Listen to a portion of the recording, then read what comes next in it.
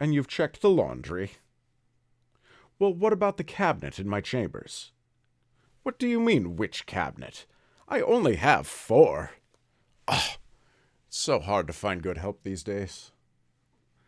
Welcome back, my friends. I must apologize for the mess. We've been fossicking about trying to locate my watch. Which brings me to tonight's tale. Yes, come, join me, James Démence, your Ghoulish Gadabout, for this week's Story of Suspense.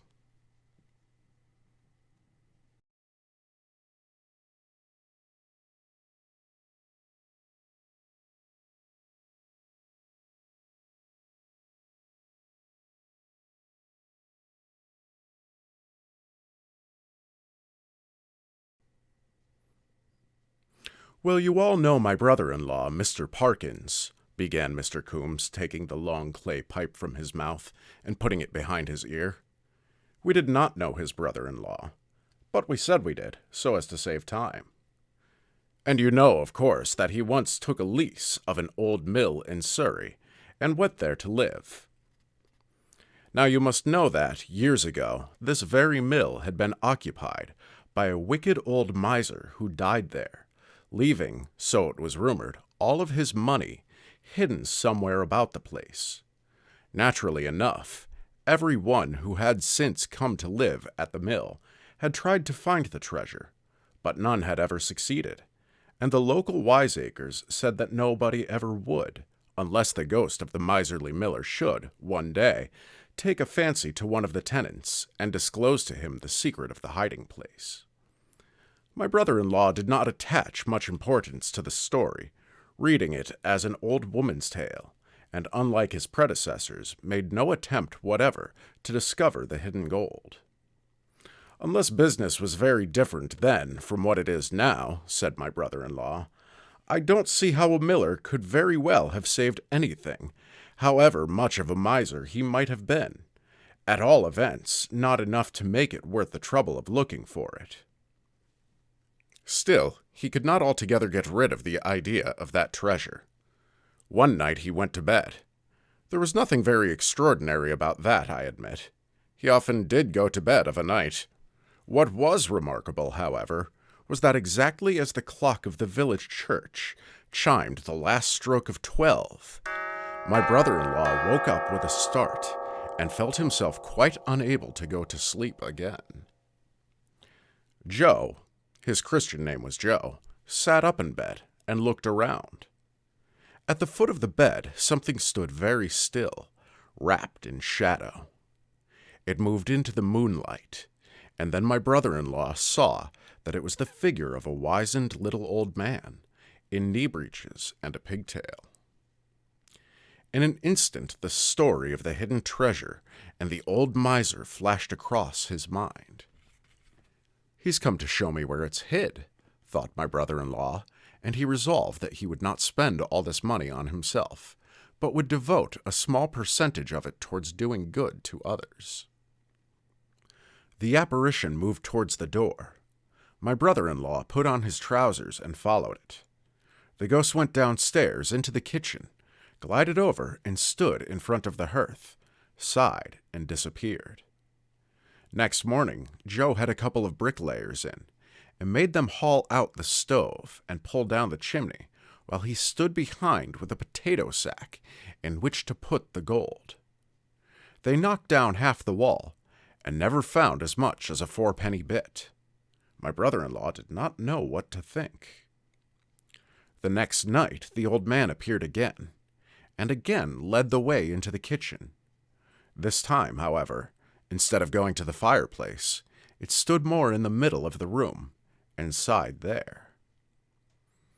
"Oh, I see what he means now," said my brother-in-law to himself.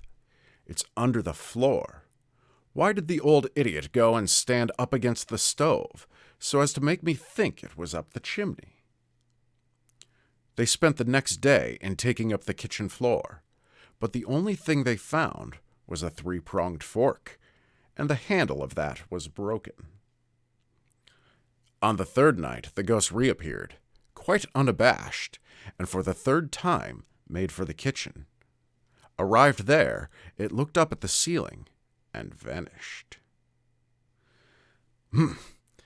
He don't seem to have learned much sense where he's been to," muttered Joe as he trotted back to bed. "I should have thought he might have done that at first." Still, there seemed to be no doubt where the treasure lay, and the first thing after breakfast, they started pulling down the ceiling. They got every inch of the ceiling down, and they took up the boards of the room above. They discovered about as much treasure as you would expect to find in an empty quart pot. On the fourth night, when the ghost appeared, as usual, my brother-in-law was so wild that he threw his boots at it, and the boots passed through the body and broke a looking-glass. On the fifth night, when Joe awoke, as he always did now at 12, the ghost was standing in a dejected attitude, looking very miserable. There was an appealing look in its large, sad eyes that quite touched my brother-in-law. After all, he thought, perhaps the silly chap's doing his best. Maybe he's forgotten where he really did put it, and is trying to remember.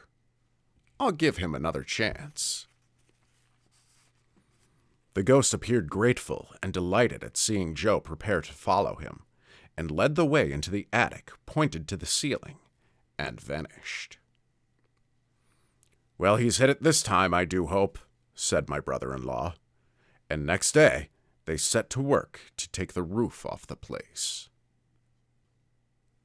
It took them 3 days to get the roof thoroughly off, and all they found was a bird's nest, after securing which they covered up the house with tarpaulins to keep it dry. You might have thought that would have cured the poor fellow of looking for treasure, but it didn't. He said there must be something in it all, or the ghost would never keep on coming as it did, and that, having gone so far, he would go on to the end and solve the mystery, cost what it might. Night after night, he would get out of bed and follow that spectral old fraud about the house. Each night, the old man would indicate a different place, and on each following day, my brother-in-law would proceed to break up the mill at the point indicated and look for the treasure. At the end of 3 weeks, there was not a room in the mill fit to live in. Every wall had been pulled down, every floor had been taken up, every ceiling had had a hole knocked in it. And then, as suddenly as they had begun, the ghost's visits ceased, and my brother-in-law was left in peace to rebuild the place at his leisure. What induced the old image to play such a silly trick upon a family man and a ratepayer? Ha! That's just what I cannot tell you. Some said that the ghost of the wicked old man had done it to punish my brother-in-law for not believing in him at first, while others held that the apparition was probably that of some deceased local plumber and glazier, who would naturally take an interest in seeing a house knocked about and spoilt. But nobody knew anything for certain. And so, my friends, it seems our time has come to the end. Unlike the search for my watch. But before we part ways, I must beg that you like, comment, and subscribe below. And I will see you again next week for another story of suspense.